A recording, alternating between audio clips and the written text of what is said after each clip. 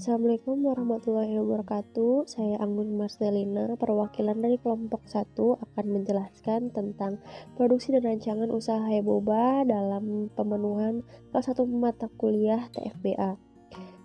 Yang beranggotakan Nagita Nurfantini, Alinda Agustina, saya sendiri Anggun Marcelina, Awenda Maimana, dan Dinda Hairunisa. Latar belakang dibuatnya laporan ini adalah telah banyak dikembangkan produk pangan yang memadukan antara fungsi, nutrisi, dan kesehatan, sehingga kita merencanakan untuk membuat produk nutraceutikal. Selama 1 semester ini kami sudah mengembangkan produk kami dan telah menjual di pasaran dengan cara online. Oleh karena itu, penyusunan laporan ini bermaksud untuk melaporkan kegiatan apa saja yang telah dilakukan oleh kelompok 1 dari awal mulai produksi hingga akhir pengujian. Rumusan masalah berdasarkan latar belakang di atas, diperoleh rumusan masalah bagaimana proses pembuatan dari minuman boba jahe atau Heboba, bagaimana pengujian atau evaluasi dari minuman boba jahe atau Heboba. Tujuan laporan karya tulis: 1. Untuk mengetahui proses pembuatan dari minuman boba jahe atau Heboba, untuk menjelaskan bagaimana pengujian atau evaluasi dari minuman boba jahe atau Heboba. Manfaat proposal bagi mahasiswa untuk menumbuhkan jiwa wirausaha, menjadi peluang usaha baru, dan mendapatkan profit dari hasil bisnis yang telah dijalankan. Bagi masyarakat, memberikan alternatif produk minuman sehat dan aman yang berpotensi untuk menjaga kesehatan. Nah, untuk metode dan pelaksanaan dari pembuatan produk ini yaitu waktu dan tempat pelaksanaan. Pembuatan produk ini dilaksanakan pada beberapa waktu ke belakang. Produksi awal dibuat pada hari Rabu 11 Maret 2020. Adapun tempat dilaksanakannya kegiatan ini yaitu pembuatan hingga produksi yaitu di kosan Arahman 1, Jalan Cilolohan nomor 52, Kelurahan Kahuripan, Kecamatan Tawang, Kota Tasikmalaya, Jawa Barat. Untuk formulasi boba susu jahe, kami memilih 1 pouch plastik berukuran 250 ml dengan takaran ekstrak jahe yang direbus sebanyak 50 ml. Jahe yang digunakan itu sebanyak 25 gram di dalam 50 ml air. Jadi perbandingan 1:2. Lalu ditambahkan susu UHT 80 ml, creamer 1 sendok makan, susu kental manis 2 sendok makan, gula pasir yang dicairkan 1 sendok makan, gula aren dicairkan 2 sendok makan, es batu secukupnya, boba jahe secukupnya. Nah, untuk prosedur pelaksanaan karya tulis, ada alat dan bahan yang tertera pada slide untuk membuat minuman jahe susu dan boba jahe. Alat dan bahan tertera, dan yang pastinya yang sangat kita krusial, bahan yang kita unggulkan yaitu jahe. Semua ada di produk minuman jahe susu dan boba jahe. Prosedur pembuatannya untuk minuman jahe susu: 1. Siapkan alat dan bahan yang akan digunakan. Cuci bersih jahe, kemudian potong-potong jahe secara melintang. Siapkan panci yang sudah diisi air untuk merebus air. Masukkan jahe ke dalam rebusan air, rebus hingga mendidih dan hingga airnya terinfusa warna dari jahenya. Siapkan gelas, masukkan gula pasir, susu kental manis, air rebusan jahe, dan creamer, kemudian diaduk. Siapkan standing pouch, tambahkan boba, kemudian masukkan campuran minuman jahe, lalu tambahkan es batu. Untuk es batu ini opsional, karena minuman jahe susu ini bisa disajikan dengan varian hangat. Untuk pembuatan boba jahenya, siapkan alat dan bahan yang akan digunakan. Cuci bersih jahe, kemudian potong-potong jahe. Siapkan panci yang sudah diisi air untuk merebus jahe, rebus hingga mendidih. Jadi ini kita menggunakan jahe juga sebagai aroma boba jahenya. Siapkan mangkok, masukkan tepung tapioka, gula aren yang sudah dicairkan, masukkan air rebusan jahe hingga membentuk adonan kalis. Untuk penambahan gula aren tidak perlu terlalu banyak karena dapat membuat adonan tidak kalis dan saat direbus menjadi lengket. Terus masukkan adonan yang sudah dibuat ke dalam panci. Jika sudah matang, boba akan mengambang di atas permukaan. Itu tandanya boba dapat diangkat dan sudah matang. Nah, untuk menambah cita rasa manis dari bobanya lagi karena tadi ditambahkan gula yang sedikit, bisa ditambahkan gula aren sebagai perasa yang di luarnya. Hasil uji organoleptik dari air susu jahe, warna coklat, rasa manis karena ada tambahan dari gula aren, bentuk cair, minuman, aroma khas susu jahe. Jadi ini rasa manis dari selain dari gula aren, ada dari gula pasir, creamer, dan susu kental manis. Warna coklat yang dihasilkan didapat dari rebusan jahe yang memiliki warna kecoklatan.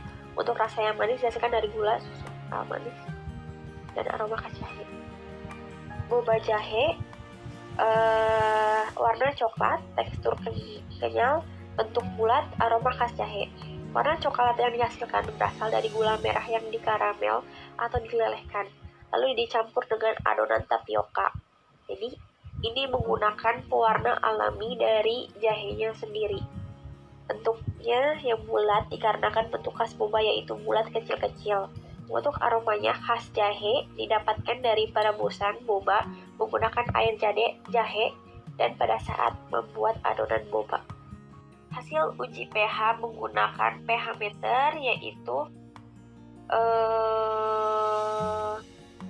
boba pada rentang pH 5,4. Hal ini menunjukkan hasil bahwa minuman jahe cukup asam.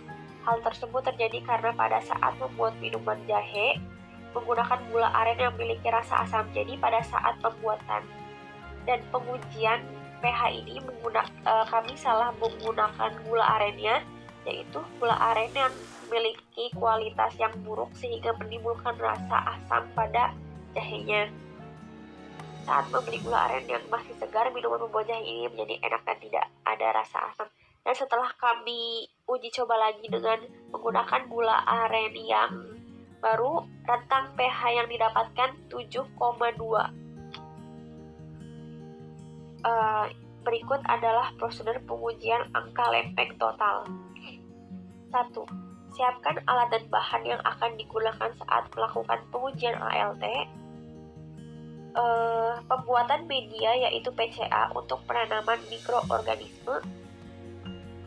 PCA yaitu plate count agar. Nah, selanjutnya yaitu sterilisasi alat dengan perlakuan sesuai alat.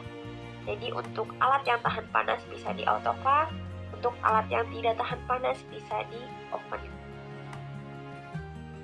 Jika sudah alat semua disterilkan, lakukan pengujian ALT ini di dalam LAF karena jika di luar LAF akan menimbulkan kontaminasi atau cemaran yang tidak diinginkan karena sebelumnya saat pengujian ALT yang pertama kami mendapatkan cemaran yang banyak karena kami dilakukan di luar LAF. Pengenceran pada sampel yaitu ditambah NaCl. Selanjutnya melakukan pengenceran dari sampel yang dimana diambil 1 mili di pipet, lalu ditambahkan 9 mili dari larutan NaCl. Selanjutnya untuk mendapatkan pengenceran 10⁻min 2 dengan mengambil dari sampel 10⁻min 1 mili di pipet menggunakan mikropipet dan 9 mili NaCl dan seterusnya hingga 10⁻min 4. Kocok setiap perpindahan agar tercampur rata, agar pengocokan terjadi secara homogen bisa dilakukan menggunakan vortex. Jadi untuk pengenceran ini dilakukan 2 kali, yaitu untuk boba jahe dan minuman jahenya. Setelah itu tuangkan media PCA ke dalam cawan-cawan baterai yang sudah disterilkan. Putar cawan Petri hingga tercampur baik. Tutup menggunakan parafin film. Uh, maksud dari poin 8 ini kita menggunakan teknik agar tuang.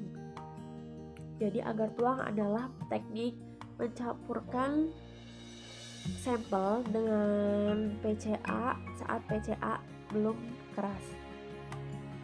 Setelah media PCA membeku, balikkan cawan Petri dan masukkan ke dalam inkubator dengan suhu 37 derajat selama 24 jam. Setelah 24 jam, cek masing-masing dan hitung koloni menggunakan koloni counter. Semua prosedur ini dilakukan dengan steril sehingga tidak ada mikroorganisme yang ikut saat. Untuk hasilnya, hasil dari uji ALT yaitu pengenceran pertama 10 pangkat min 1 dari minuman jahe terkontaminasi berkelompok, yaitu terdapat pertumbuhan mikroba yang tidak dapat dihitung karena menyebar luas.